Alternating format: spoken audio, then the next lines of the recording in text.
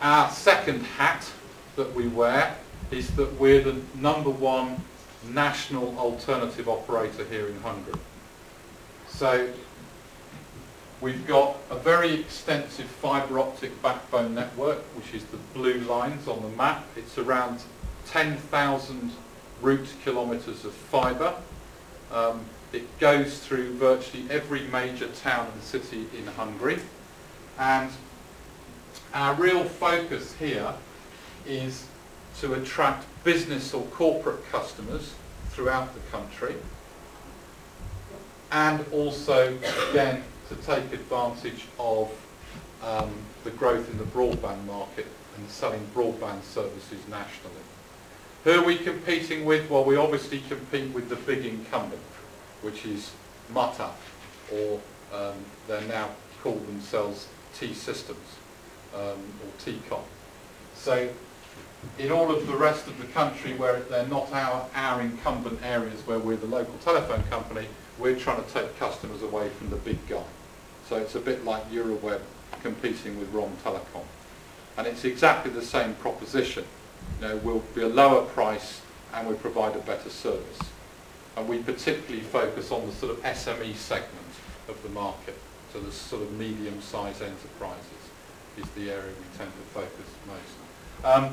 And one of the interesting things in this area is that what we like to try and do is to be able to connect the customers directly to our fibre optic network, rather than have to rent any capacity from Mata or T-Com. So we use different technologies to do that. So in some cases we connect the customers directly with fibre optic cable if they're a bigger customer. In other cases we connect them using line of sight microwave, and we have 2 3.5 gigahertz licenses here in Hungary, so we can deploy microwave to connect business customers. And more recently we've introduced WiMAX technology to connect business customers directly to our network, and we are increasingly using unbundled local loops as well. So today we're co-located in T-Com's exchanges in, for example, Budapest, where we have access to about 50% of the market using unbundled local loops. So that's us as an alternative operator, particularly focused in the business market.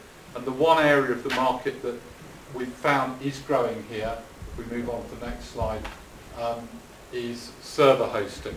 So we're starting to move from being just a pure provider of telecommunications to providing facility-based services where we'll look after people's servers.